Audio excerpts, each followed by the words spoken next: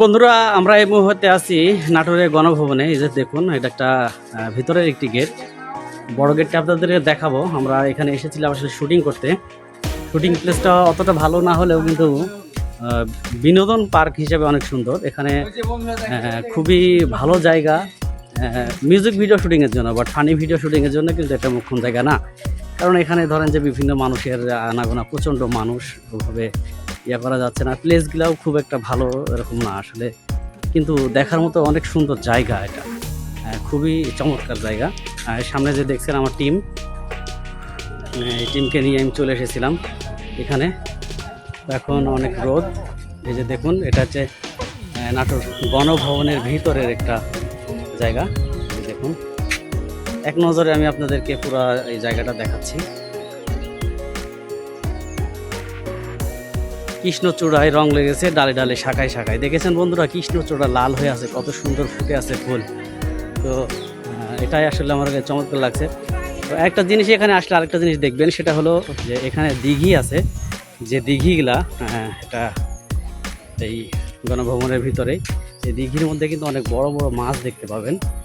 এই যে একটা মেন গেট, এই যে এটা, আর মেন গেটের সাথে একটা কৃষ্ণচূড়া ফুল, অনেক সুন্দর লাগছে। আর আমার টিম এগিয়ে চলে গেছে আগে। আমি যে দিঘির কথা বলছিলাম, যে এই সেই দিঘি, এত বড় বড় মাছ আছে যা কল্পনা করা যাবে না। অনেক বড় বড় মাছ, কাতল, রুই। এখানে এসে আমি কিন্তু একটা নতুন মাছ দেখলাম, সেটা গজার মাছ। এই যে এখানে আবার অনেক অতিথি পাখি আছে। সকালে যদি আসেন তাহলে অনেক অতিথি পাখি দেখতে পারবেন এই দিঘিতে। তো খুবই চমৎকার জায়গা। আপনারা যদি কখনো একটুও সময় পান, চলে আসবেন এই নাটোর গণভবনে। বিশাল একটি ঘড়ি আছে, কাঠের ঘড়িও আছে এখানে। তো এই ঘড়িটা প্রতি ঘন্টায় ঘন্টায় বেল বাজায়। এই যে দেখুন। তো বন্ধুরা, ভিডিওটি কেমন লাগলো? যদি ভালো লাগে অবশ্যই আমাদেরকে কমেন্ট বক্সে লিখে জানাবেন। এখানে লাল শাপলার গাছও আছে, তো দেখাই। এই যে দেখুন, কত সুন্দর লাল শাপলা। এখানে নতুন নতুন অনেক কিছুই আছে, যেটা দেখে খুবই ভালো লাগলো। তো আমরা এখন বের হয়ে যাচ্ছি, এখানে শুটিং শেষ।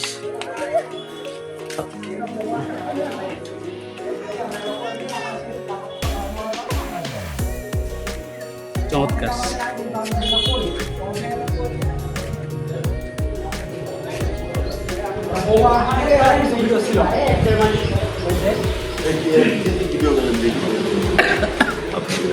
আপনার